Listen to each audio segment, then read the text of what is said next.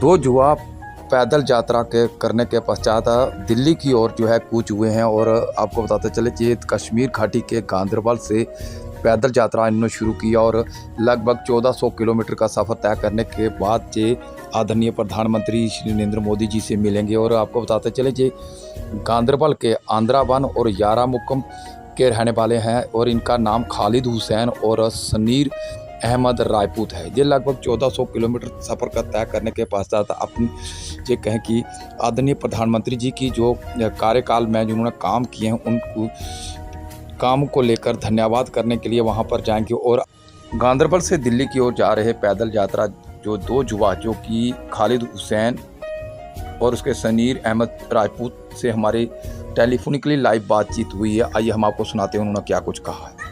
इस वीडियो को जितना हो सकता है उतना शेयर जरूर कीजिएगा और इन युवाओं की हौसला अफजाई जरूर कीजिए जो कि लगभग 1400 किलोमीटर पैदल यात्रा करने के बाद आदरणीय प्रधानमंत्री जी के पास पहुंचे। हमारे साथ भाई साहब हैं जो कि गांदरबल से सर आप अबाई गांव अंदरवन के रहने वाले हैं, वहाँ से निकले हैं हम।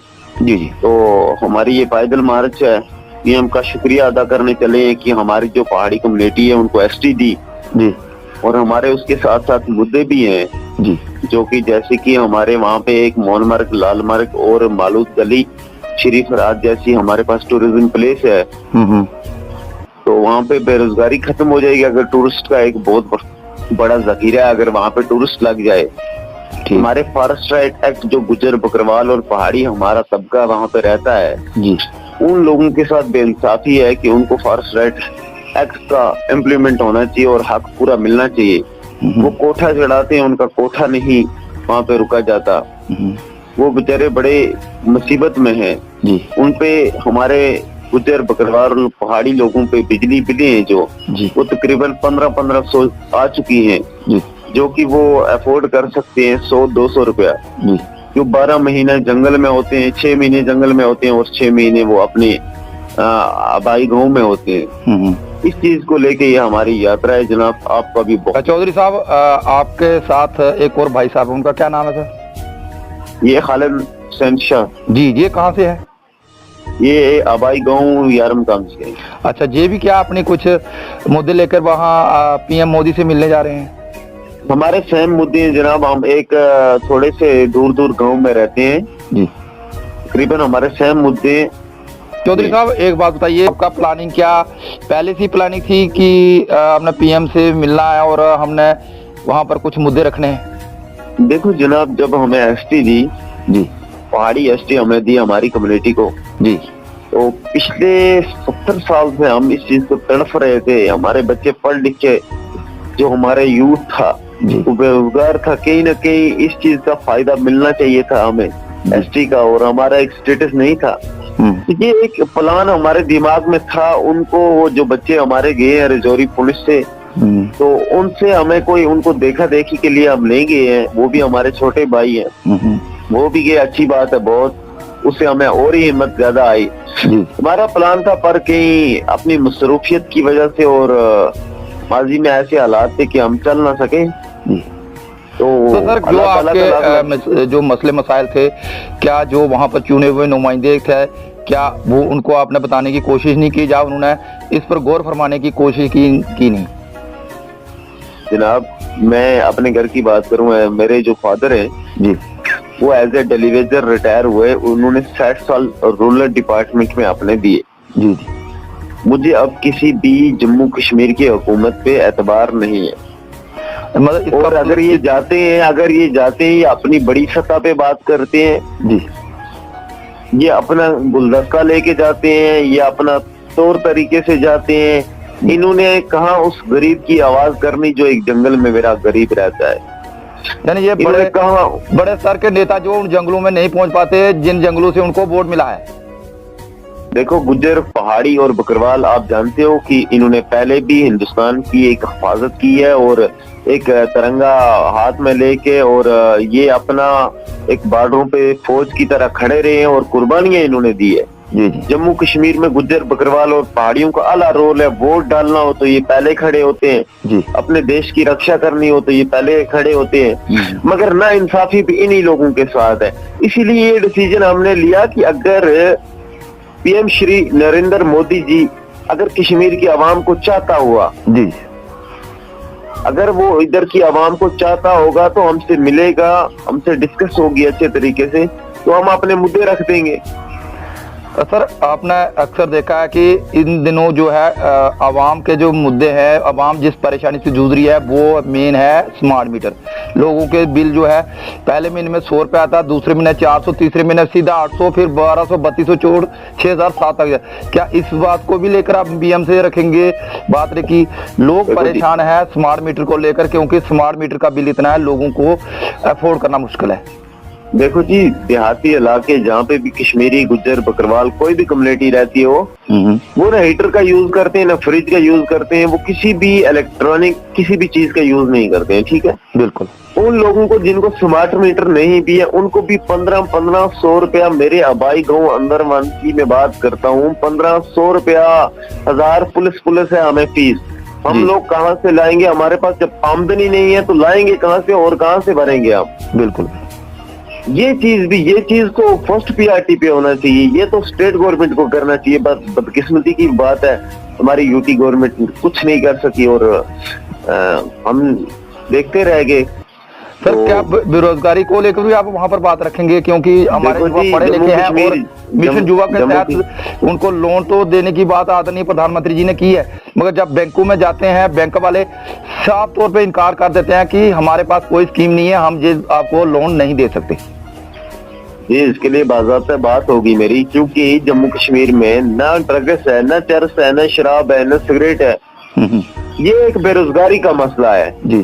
जब बच्चा पढ़ लिख के बेरोजगार हो जाता है तो वो डिप्रेशन का शिकार हो जाता है जी, और वो कोई ना कोई गलत कदम उठा लेता है। पीएचडी करके, एमए करके, बीएड करके, बड़ी बड़ी डिग्रियां हैं, रेडी लगा लेता है। बड़ी बड़ी डिग्रियां हैं, वो जूते सिलाई का काम करता है। बड़ी बड़ी डिग्रियां हैं, एक सेल्समैन का काम करता है। बिल्कुल। तो इन चीजों को जम्मू कश्मीर की अगर लोगों को अगर हम श्री नरेंद्र मोदी जी से यह हमारी अपील है कि उधर भी और आपके चैनल के माध्यम से भी जी और बाकी चैनलों से भी कि तकरीबन हमारे साथ सपोर्ट करें और ये बात है कि हम रखें। हमारे जम्मू कश्मीर में बेरोजगारी बहुत अरूज भी है और यहाँ का यूथ जो है बड़ा परेशान है। सर, चौधरी साहब, जब आप अपने इलाके से निकले तो क्या आपको वहाँ पर पब्लिक का सपोर्ट था? पहले से लोगों को क्या डिस्कशन की थी कि हम वहाँ पर आदरणीय प्रधानमंत्री जी से मिलने जा रहे हैं? देखो, मेरे जो अजीज दोस्त थे, मेरे जो सोशल एक्टिविस्ट वहाँ के मशहूर माने हुए थे और जो मेरे खासकर वहाँ पे जो भी हमें रास्ते में मिला, पहले किसी को पता नहीं था और जो रास्ते में मिला उन्होंने हमारे साथ भरपूर तावन दिया और बहुत बड़ी सपोर्ट दी। सर, पब्लिक का किस तरह सपोर्ट रहा जब आप चले? तो पब्लिक का सपोर्ट किस तरह रहा, खासकर आप अपने इलाके से लेकर जम्मू तक और जहाँ आप अभी पहुंचे वहाँ तक किस तरह का सपोर्ट रहा? बहुत बहुत बहुत बढ़िया, क्योंकि सब बेरोजगार है और जहाँ पे नौजवान मिला उसकी कहीं ना कहीं नाराजगी भी थी और कहीं ना कहीं वो प्यार भी था। उन्होंने ये चीज भी कही कि हमारी ये चीज संदेशा है, हमारा संदेशा ले जाना कि जम्मू कश्मीर में बहुत ज्यादा बेरोजगारी है, यहाँ का नौजवान परेशान है, यहाँ का डेलीवेजर परेशान है, यहाँ का देखो, ये मैं किसी भी पॉलिटिकल पार्टी को नहीं लेके चला, मैं एज अ सोशल एक्टिविस्ट चला, ना ही मैं किसी की मुखालफत करता हूँ, ना ही मुझे जो डेलीवेजर बाकी इन चीजों पे बात उठानी थी, क्योंकि वो बड़े लीडरों का काम है। पर रास्ते में जब हमें नौजवान मिलते हैं, जो रिटायर होने वाले भाई हैं मेरे, वो मिलते हैं, जो हमें संदेशा देते हैं कि हम रिटायर होने वाले हैं, हमारा कुछ ना कुछ किया जाए, तो कहीं ना कहीं ये चीज अंदर को छूती है। और मैं कहता हूँ जो मेरे साथ हुआ वो किसी और के साथ नहीं होना चाहिए। डेलीवेजर है उनको भी परमानेंट कर देना चाहिए और जो जिन डिपार्टमेंटों में से उनको आउट कर दिया है उनको भी लाना चाहिए, उनका टाइम जाया हुआ है। ये ऐसे सारे डिपार्टमेंट हैं जिन्होंने हुकूमतों ने अपने वोट बैंक के लिए लोगों को लगा के टेम्पररी लगा के और फिर निकाल दिया। सर, आप एक युवा है तो आप कहाँ तक पढ़े हैं और क्या आप बेरोजगार है या कोई आप प्राइवेट जॉब कर रहे हैं? जी, मैं एज ए सोशल एक्टिविस्ट, मैं खाली सोशल एक्टिविस्ट हूँ और मेरी जो तालीम है वो खाली मैट्रिक है जी। तो जी, उसके अलावा मैं अपने समाज में एक छोटा मोटा सा खादिम हो, अपने कौम का खादिम हो, अपने इलाके का खादिम। जी चौधरी साहब एक रहेगा क्वेश्चन रहेगा, जब आप घर से निकले तो वहाँ से आपके लोगों ने सपोर्ट किया, आपके रास्ते में आपने कहा दोस्तों ने सपोर्ट किया, मगर जब आप जम्मू के अंदर पहुँचे हैं तो क्या कोई बड़े लीडर जो है आपसे मिले और उन्होंने कहीं आपसे काउंसलिंग की कि आप किस लिए जा रहे हैं और वहाँ पर क्या मुद्दे रखोगे?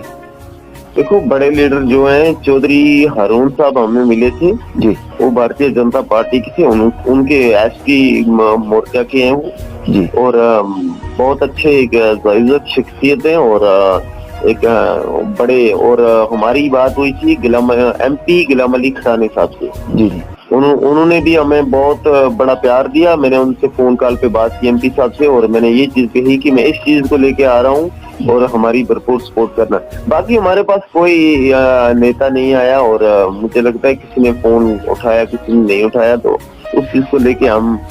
चौधरी साहब, आप जहाँ से दिल्ली जा रहे हैं, मगर वहाँ पर PM से मिलने के लिए वहाँ पर अपॉइंटमेंट होता है, वहाँ से क्या किसी भी अधिकारी से आपकी बातचीत चल रही है कि वहाँ पर हम आ रहे हैं और PM से मिलने के लिए और हम वहाँ पर अपनी कुछ समस्या रखेंगे, जो हमारी समस्या सरकार नहीं हल कर पा रही और हमें PM से मिलने की वहाँ पर परमिशन मिल जाए, तो क्या ऐसे में कोई बात चल रही है कि आप? जी जी जी जी जी हाँ, मैंने चौधरी हारून साहब से भी कहा है और सोशल मीडिया के थ्रू भी पता है उनको, और MP गुलाम अली खटानी साहब को भी मैंने कॉल की है बाज़ाब्ता। तो वो दिल्ली में थे, उन्होंने कहा कोई नहीं, हम देखते हैं और अच्छे तरीके से इंशाल्लाह उम्मीद है कि हमें टाइम मिलेगा, क्योंकि उनको पता चल गया होगा। नहीं, दिल्ली में जब आप पहुंचेंगे तो वहां पर ठहरने की कुछ व्यवस्था होती है, क्योंकि जिस तरह रजौरी के 2 युवा जो निकले हैं तो उनसे हमारी जब बात होती है तो उन्होंने कहा कि हमें हमारी बात हुई है और हमें वहां पर रहने की सुविधा के लिए कहा गया, जब तक आप PM मोदी से नहीं मिलेंगे तब तक आप यहाँ पर जो गेस्ट हाउस में रह सकते हैं। तो क्या ऐसे में आपको भी वहाँ पर कुछ बात हुई है किसी? नहीं, अभी हमारी बात किसी के साथ भी नहीं हुई, ऐसा कोई भी हमारा कॉन्टेक्ट नहीं हुआ जनाब। तो अभी हम चल रहे हैं, हमें बड़ी मुशक्कत का सामना करना पड़ा। और अच्छा सर, रास्ते में आपको किस तरह की दिक्कत आ रही है खाने पीने को लेकर? क्या आप अपनी जेब से पूरा पेमेंट खर्च कर रहे हैं, जहाँ लोगों का ताउन भी आपका मिल रहा है, तो रहने की किस तरह की व्यवस्था है साथ में? देखो जनाब, अभी तक जहाँ तक मैं बात करूँ, जो भी आया है वो हमारे यहाँ जेबी का खर्चा हो रहा है और किसी से हमने कोई पैसा नहीं मांगा जी। तो नहीं, कई बार लोग होते हैं जब आप जैसे युवा निकलते हैं तो पब्लिक सपोर्ट के लिए आगे आती है और वो रहने ठहरने के लिए और खाने के पूरा बंदोबस्त करती है, क्योंकि उनको पता होता है।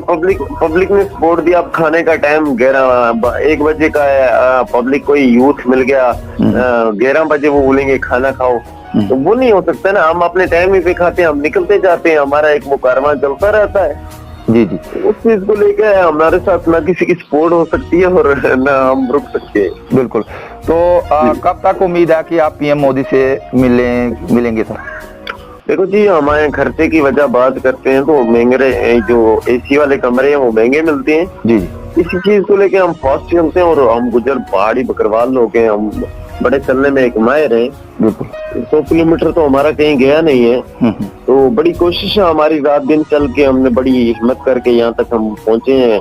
अब यहाँ से आगे हम निकलेंगे इंशाल्लाह रहमान और देखेंगे कितने दिन लगते हैं, वो आगे की गर्मी बोलेगी और आगे क्या कितना टाइम हमें मिलता है। अभी तापमान ही बहुत ज्यादा है और रोड पे जो है धूप जो इतनी पड़ रही है, जिसकी फ्लैश पड़ती है, जिसके चलना मुश्किल होता है। तो जब चलते हैं आप कितना किलोमीटर चलते हैं और आपकी चलने की कितनी किलोमीटर चलने की कैपेसिटी है डेली की, और उसके बाद आपकी इस समय जो अपने खुद की शरीर की स्थिति क्या है सर? जी 80, 90, 100 तक में चल सकता हूँ बिल्कुल जी। जब हम बैकू में जाते हैं अपने बोझ लेके, अपना खर्चा लेके हम पहाड़ में चढ़ते हैं, तो ये नॉर्मल है, ये प्लेन इलाका है, सो हम चल सकते हैं नाइट में, क्योंकि अगर ठंडी होगी तो सो आराम से चल सकते हैं। जी।